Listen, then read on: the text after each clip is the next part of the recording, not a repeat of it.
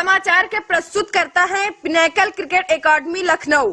Cricket के क्षेत्र में उज्जवल भविष्य बनाने के लिए आज ही प्रवेश ले। आवासीय सुविधा उपलब्ध। संपर्क करें मोबाइल नंबर 6388571081 8765432343। नमस्कार, मैं हूं प्रियंका। आप देख रहे हैं पी न्यूज़ भारत। यूपी के जनपद उन्नाव के नगर पंचायत मौराओं में बने 100 बेड के अस्पताल का क्रेडिट यहां के सपा से विधायक रहे उदयराज यादव व भाजपा दोनों लेते हैं, पर अभी तक इस अस्पताल को आम जनता के लिए नहीं खोला गया है। इस सवाल का जवाब जानने के लिए पिछले दिनों में पी न्यूज़ भारत ने जब स्थानीय विधायक अनिल सिंह से बात की तो उनके जवाब के ठीक उलट अस्पताल के लिए बीघों जमीन दान देने वाले राज्यसभा सांसद संजय सेठ के भतीजे विवेक सेठ ने विधायक की बात को काटते हुए इसकी वजह दूसरी बताई। तीसरी स्टेज बड़ी खतरनाक है, तो उसके तैयारी के अकॉर्डिंग हमने इस हॉस्पिटल को पूरे जिले के तौर पर रिजर्व कर रखा था कि यहाँ पे कोरोना का ही इलाज होगा, जनरल इलाज अभी नहीं होगा। टेक्निकल कारण है, विधायक जी ने तो उसको कोविड हॉस्पिटल के तौर पे जिस समय आपातकालीन स्थिति थी उसको शुरू करवाया, लेकिन इसमें कमी विधायक जी की नहीं मैं बोलूँगा, इसमें कमी मैं बोलूँगा प्रशासन की।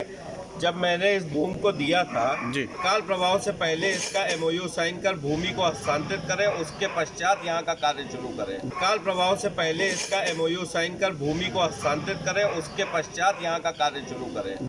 आइए देखते हैं 100 बेड के अस्पताल व मौरावा CHC के बारे में क्या कहा स्थानीय विधायक ने। विधायक जी, जैसा कि आप कहते हैं कि आपके प्रयासों से मौरध्वज की नगरी मौरावा में जो है ये 100 बेड का अस्पताल जो बन गया है, तैयार है, लेकिन अभी भी देखा जा रहा है कि अभी जो आम नागरिक हैं उनका इलाज यहाँ पे नहीं हो रहा है। ऐसा क्या कारण है जो इतना विलम्ब हो रहा है, जब अनिल सिंह स्वयं इसमें लगे हुए हैं पूरी तन मन के साथ? अरे मेरे मित्र, बहुत बहुत धन्यवाद, बहुत अच्छा आपने क्वेश्चन पूछा। महाराज, मैंने इसको सिर्फ कोविड हॉस्पिटल घोषित कराया है जी। यहाँ पे इसीलिए 1.5 करोड़ का ऑक्सीजन प्लांट लगा है जी, कि जो भी हमारे क्षेत्र में आपातकालीन व्यवस्था, क्योंकि हमको बार बार WHO का वार्निंग आ रही थी कि तीसरी स्टेज बड़ी खतरनाक है, तो उसके तैयारी के अकॉर्डिंग हमने इस हॉस्पिटल को पूरे जिले के तौर पर रिजर्व कर रखा था कि यहाँ पे कोरोना का ही इलाज होगा, जनरल इलाज अभी नहीं होगा, इसलिए ये अभी तक चालू नहीं हुआ है। हमने पूरी तरीके से इसको कोरोना हॉस्पिटल घोषित कर रखा है जी, इसलिए इलाज नहीं हो रहा है। इलाज जो आम जनता का इलाज नहीं होने का एक टेक्निकल कारण है, कहिए तो। हाँ बिल्कुल बताएंगे। टेक्निकल कारण है, विधायक जी ने तो उसको कोविड हॉस्पिटल के तौर पे जिस समय आपातकालीन स्थिति थी उसको शुरू करवाया, लेकिन इसमें कमी विधायक जी की नहीं मैं बोलूँगा, इसमें कमी मैं बोलूँगा प्रशासन की जी, क्योंकि ये प्रशासन की कमी है। और जो इससे पहले जब मैंने इस भूमि को दिया था तो उस समय भी मैंने एक पत्र लिखा था सन 2016 में कि तत्काल प्रभाव से पहले इसका MOU साइन कर भूमि को हस्तांतरित करें, उसके पश्चात यहाँ का कार्य शुरू करें। और चुनाव जब हुआ है तब तक 70% कार्य इस बिल्डिंग का कंप्लीट हो चुका था, लेकिन तब भी नहीं किया गया। फिर मैंने 2017 में किया, तो इसलिए ये कमी कहना कि किसी तरीके से नेताओं के ऊपर आए तो नेता नहीं है, हमारा काम था, नेता का काम होता है उसको शुरू करना, लेकिन लिखा पढ़ी कागजी कार्रवाई पूरी करना पूरी तरह से प्रशासन का कार्य होता है। इसमें प्रशासन ढीला पड़ा है जी, तो प्रशासन की कमी से ये मैं पहले भी बोल चुका हूँ और अब मैं फिर बोलूँ जी। दोनों प्रशासन और नेता दोनों खड़े हैं जी, क्योंकि देखिए क्या ना कि सरकार के साथ हम लोग काम कर रहे हैं जी, सही बात बताना जरूरी है जी। इनकी बात सही है, इनका जो भी कहना है सही हो सकता है, लेकिन मेरा मानना ये नहीं है, इसलिए मैं दोनों लोग बैठे हैं ज्वाइंट कर रहे हैं। इसलिए नहीं है कि आपने देखा होगा कि 2 साल से हमारे देश पर एक ऐसी आपदा आ गिरी है कि जिसमें हमारे पास स्टाफ नहीं है, डॉक्टर्स नहीं है, उन डॉक्टरों को हम इधर उधर नहीं कर सकते हैं जहाँ पे वो लगे हैं। इसीलिए हमने आपातकालीन व्यवस्था इसमें कोविड की है कि जो कोई हमारे क्षेत्र का कोरोना वाला सरस्वती में जाकर एडमिट हो रहा है, PGI जा रहा है, कहीं जा रहा है, तो वहाँ ऑक्सीजन का ही तो होता है बेस। तो हमने उसको अपने यहाँ इसको खुलवाया कि उस तरीके के डॉक्टर यहाँ इमरजेंसी में हमको मिल जा रहे थे, और परमानेंट पोस्ट करने के लिए डॉक्टर जैसा कि आप जानते हो, ये प्रोफेशन कोई इंजीनियर नहीं चला सकता, कोई नेता नहीं चला सकता, कोई अभिनेता नहीं चला सकता। इसको टेक्निकल व्यक्ति ही चला सकता, जैसे कि डॉक्टर। अच्छे डॉक्टर पोस्ट करने के लिए हम लोगों ने पूरी तरीके से स्टाफ सेलेक्ट कर लिया है और उसको इसमें रखने वाले भी हैं। लेकिन अभी फ़िलहाल तीसरी कोरोना लहर के लिए हम इस पर तैयार हैं। दूसरा, प्रशासन, देखिए क्या होता है कि थोड़ा सा कोरोना में फंसा था प्रशासन की। हो सकता है कि विवेक भैया ने कहा गलती होती भी है, क्योंकि इन लोगों की लापरवाही चलती रहती है। इसको दुरुस्त करने के लिए ही हम लोग कर रहे हैं। और मैं बधाई दूंगा विवेक भाई को और इनके पूरे परिवार को, जिन्होंने इस पूर्वा विधानसभा के मौरावा टाउन में अपनी पर्सनल ज़मीन 15 बीघे 20 बीघे हॉस्पिटल को दी है। और ऐसी माननीय मुख्यमंत्री से मांग रखी मैंने कि इनके ही परिवार के नाम पर ये हॉस्पिटल चले और उसका घोषणा हो।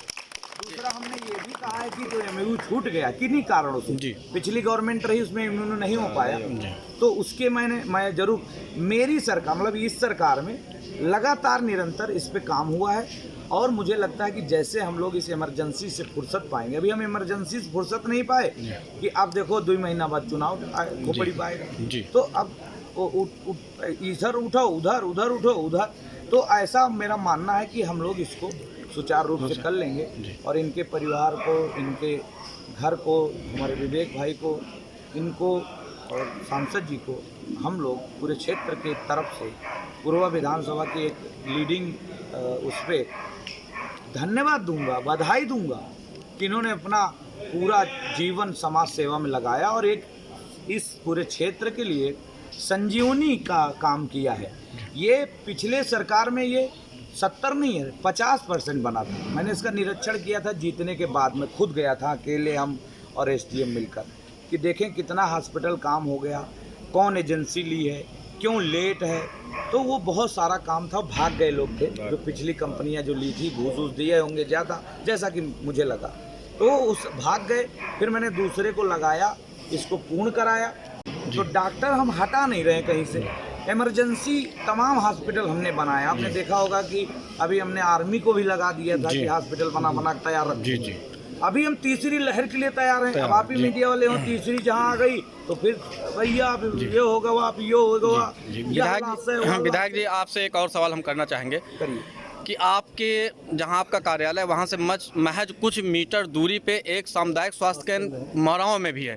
उसकी बदहाली ऐसी है कि अगर गरीब आदमी वहां पहुंच जाए तो इलाज नहीं होता है और वहां बाहर की दवाइयाँ लिखी जाती हैं। क्या माननीय विधायक जी के द्वारा इस क्षेत्र में भी कदम उठाया जाएगा? आपको पता नहीं है, मैंने 3 डॉक्टरों के खिलाफ लिखापढ़ी कर दी है और उनको बैड एंट्री मिली है।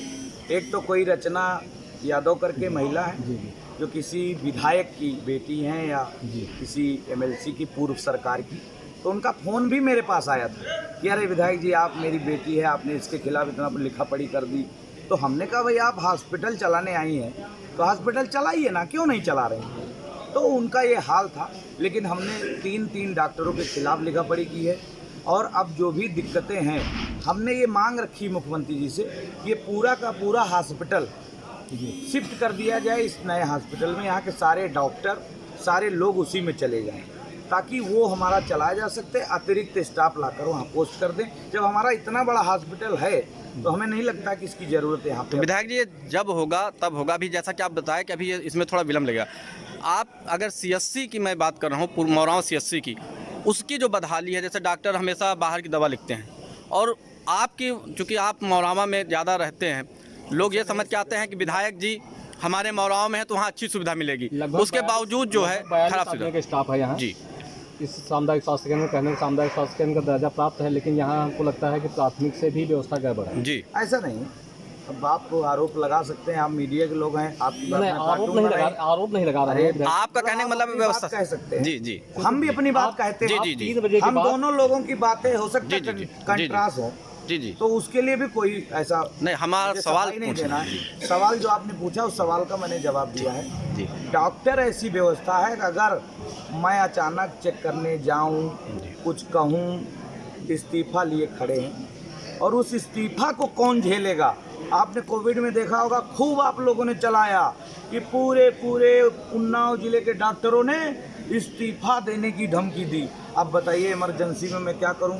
किसी डॉक्टर के खिलाफ कार्रवाई करूंगा, मेरा सहयोग करो, दूसरे दिन से ये लोग सब ठीक हो जाएंगे। लेकिन आप लोग ही हम अब जाएं अभी तो कहो कि अरे विधायक गया गुंडई किया, डॉक्टर को उल्टा पुल्टा कहा, तो कैसे चलें? ऐसे चलें वैसे चलें? अगर बताओ जैसे बताओ वैसे चलें। ठीक। आपने देखा होगा अभी एक सचान डॉक्टर है जी पुरवा में, देखा होगा जी।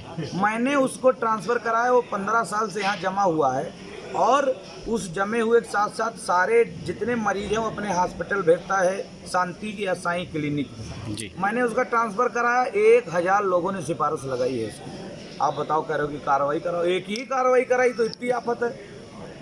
एक डॉक्टर हर उस पर जो मौरावा से लिखकर थाने से जाता है डॉक्टरी कराने, पैसे मांग रहा था, उससे हमारे एक कार्यकर्ता ने झगड़ा कर लिया, मुकदमा मेरे कार्यकर्ता के ऊपर लिखा गया, मैंने भी उसके खिलाफ लिखवाया, उसके खिलाफ जांच बैठाई। और उन तमाम ऐसे डॉक्टरों से आप कैसे लड़ेंगे? अगर आप लड़ेंगे तो छोड़ने की धमकी दे रहे हैं, तो हमारा तो एकदम चरमरा जाएगा, हड़ताल कर देंगे एकदम। इसलिए उनको हम लोग लिखा पढ़ी के हिसाब से ही काम कर रहे हैं और उनके बिना सुई लगाई ना हमरे लगाए हो जाए तो हम 10-20 आदमी बैठा दें, दिन भर सुई लगावें या दवाई दिए। दवाई की कमी नहीं, सुई की कमी नहीं, कोई भी किसी प्रकार की कमी नहीं। लेकिन जो लगाने वाला है अगर गुस्सा जाएगा तो फिर वो पता चले कि कोहो बेकाडान के बजाय कौन इंजेक्शन ठोंक दे तो और दिक्कत हो जाएगी। तो आप लोग सहयोग करें मीडिया के लोग तो 2 दिन में ठीक हो जाइए, तीसरा दिन ना लागे। तो अब इनसे तो प्यारे से काम लेना पड़ेगा, जैसे मीडिया वालों से प्यार से ही काम ना लेना पड़ता है भाई। अगर कुछ बोले तड़ चालू, ये देखो बिगड़े बोल, ऐसा मेरा मानना है। तो बहुत बहुत धन्यवाद। धन्यवाद।